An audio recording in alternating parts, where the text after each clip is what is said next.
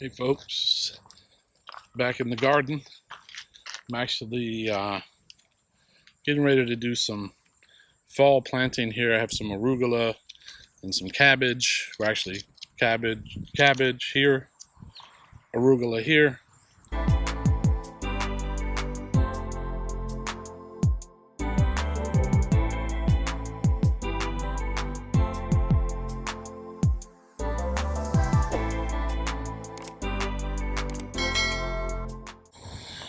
I actually have collards that I germinated as well.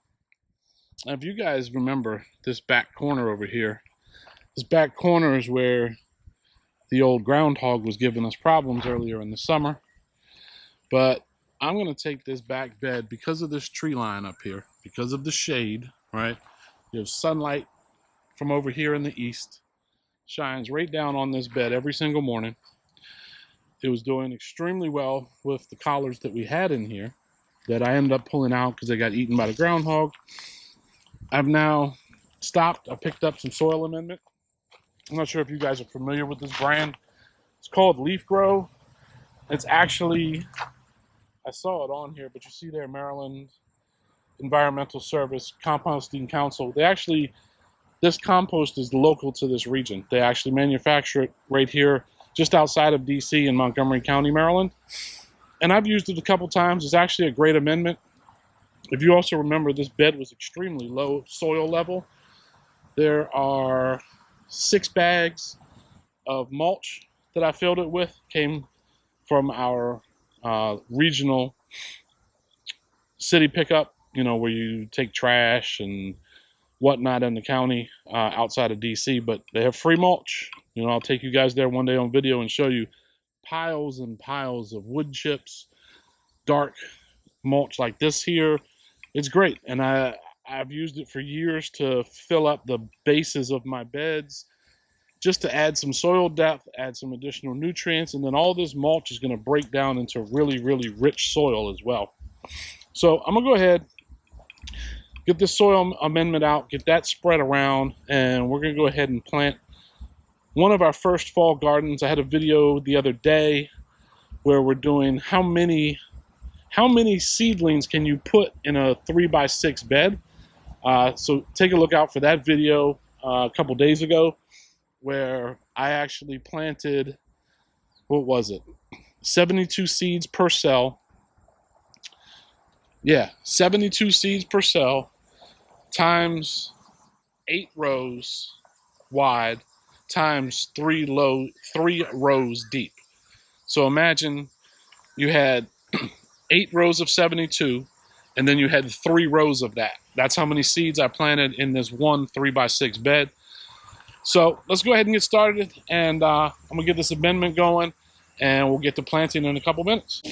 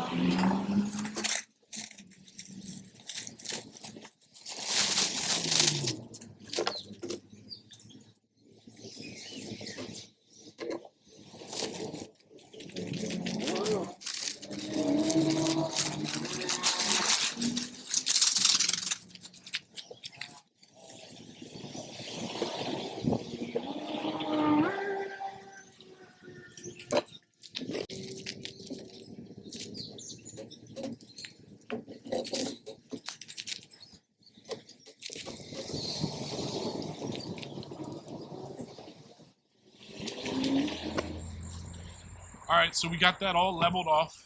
You saw me with the rake, getting everything nice and flat. So I have 10 germinated collards that I want to do on this back row, and then I'll do arugula and cabbage a row up using this template that I created.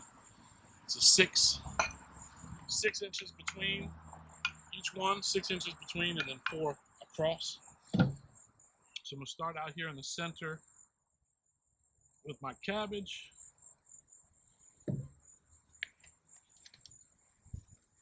And if you guys remember, These, I said cabbage, these collards is what I germinated here, sitting in the garden about 6 weeks ago.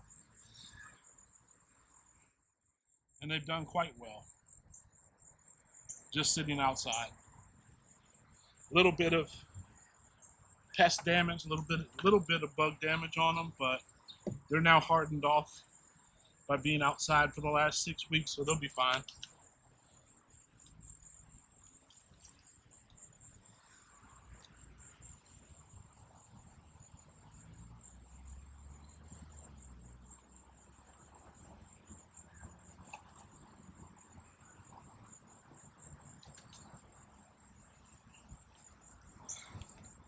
And if you notice down here, I'm not sure if you can see it, but when the groundhog was giving us problems back there, I had this squash here and I had another squash. Both of them have already flowered and given a decent amount of fruit, but this one is still healthy, still has a lot of flowers on it. So I'm gonna let this one stay for a while. And then as I get further up in this bed, in the next couple weeks, once it gets too cool at night for that squash, I'll take it out, cut it off at the baseline, let the roots compost down into the soil, and then we'll plant something else here. I think I'm also going to maybe do onions down this row. But yeah, for that, 3 wide. It's about 1.5 feet in between each of those collards. I have a total of 10, so it's not going to work out in increments of 3, but that's fine. I'll stagger them at some point. And I'm thinking I'll probably put a row of arugula next to them, then another collard, then some cabbage, and then another collard. But yeah, let me go ahead and do that and come back and I'll show you exactly what we put together. So I'm gonna do these cabbage next, but I wanted to show you this little jig that I put together. You saw me do another one recently for seed germination. This one is perfect for little cell trays like this, because the cell tray is the exact circumference as the 1-inch dowel that I used for this. And it's as simple as, let me just focus the camera to the back of the bed. And all I'm gonna do is kind of center it up, press down, give it a little shake, and then there you have 6 perfect holes to drop those seeds and those seedlings into. So I saw this method online. Different market farmers in general, gardeners, whoever, they have their own tips and tricks. But when I saw how I think I spent like $9. This top piece was a spare piece of wood I had around sitting at the shop. I went and bought like a 4-foot section of this 1-inch wooden dowel. And now, because I have 12 cabbages over there, I'm gonna do another row right here. Press it down. Nice and even. Shake it a little bit. And there we have 12 holes, perfectly sized to drop those seedlings in. So I'm gonna go ahead and do the rest of these and come back and show you what we have put together. All right, so I just ran over here to cut on the water and take you back here to this bed and let you see what we put together. I know I mentioned I was going to do a couple rows of onions, but to be honest with you, the mosquitoes out here right now, it's late afternoon, early evening. I mean, they're tearing me up. So here's what we put together. Let me get a light spray on this. There we go. So we have 3 collards across the back. And then over there, we have 6 cabbage. And then right here, we have 6 arugula, 3 more collards. And then I swapped them, so the cabbage is over here now, and 6 more arugula on that side. So all of this stuff I germinated at home in the garage, and got a little water pressure spurts there. Yeah, so all of these, I looked at the labeling on the cabbage and the arugula. I germinated those on the same day, August the 5th. Today is the 22nd. So, you know, I don't know, what's that, 2 weeks, 2.5 weeks? No, I guess tomorrow would be 3 weeks. Yeah. So from germination, now this was germinated outside in a seed tray. The collards, you saw me do a couple months back, sitting here at the picnic table in the actual garden. And there's a couple videos back that we germinated those. I want to say it was mid-July. So that being said, these collards are probably about 6 or 8 weeks old now. And now, really, really important that I always do, and I didn't share on this video, is that before I planted each of these, I put a little bit of garden tone fertilizer in the cell or in the hole of the collard, just to give those roots a little bit of a boost. So now that I'm watering these in, I like to do a nice heavy water, especially right now. It's early enough that the moisture will evaporate off the leaves before it gets dark.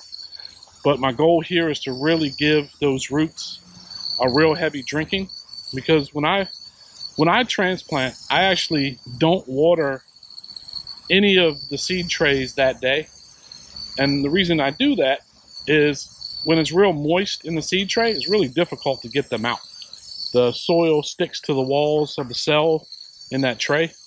So I just let them get dry enough throughout the day that I'm going to transplant them in the garden. And then they pop right out without a problem. But with that method, I'm now putting some drier roots into the soil.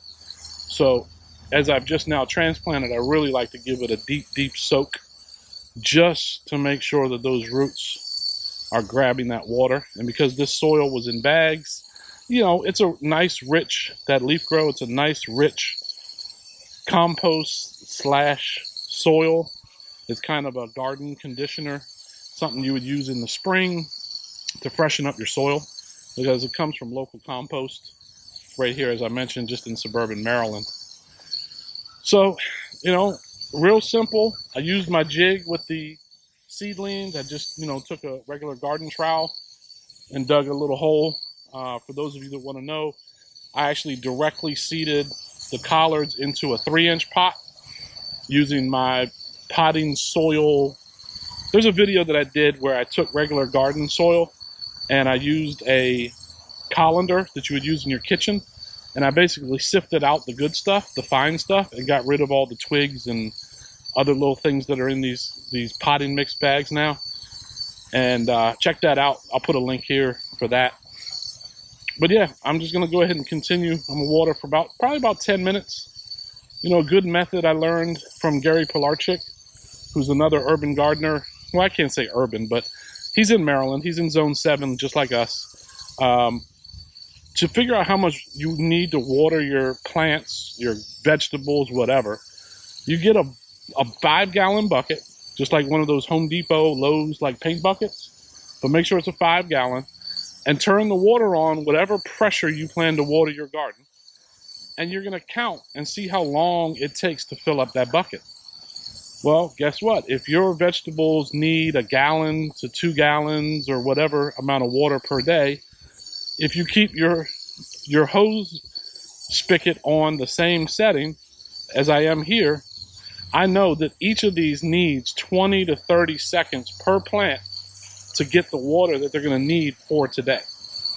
Now, I'm doing a little bit heavier than that, just because, as I mentioned, these are brand new transplants and they were dry when I put them in the ground. They weren't bone dry, but they were dry enough that it made it easy to pull them out of the seed trays and pop them right in those holes. So guys, look, I'm going to continue gardening for another maybe 30 minutes or so. I wanted to do the onions today, but these mosquitoes back here are tearing me a new one, I tell you.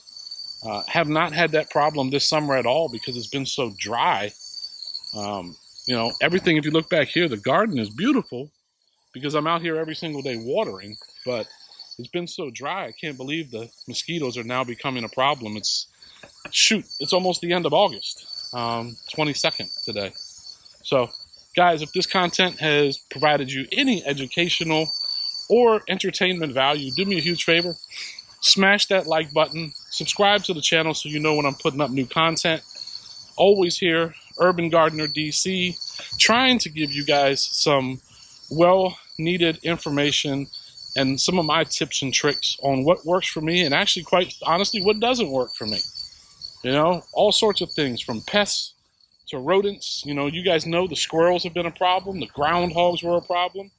But here we are, end of the summer. We've had a huge harvest, giving away a lot of vegetables to the community, as well as consumed a lot myself. So with that being said, I'm going to go ahead and sign off, and I'll see you guys on the next one.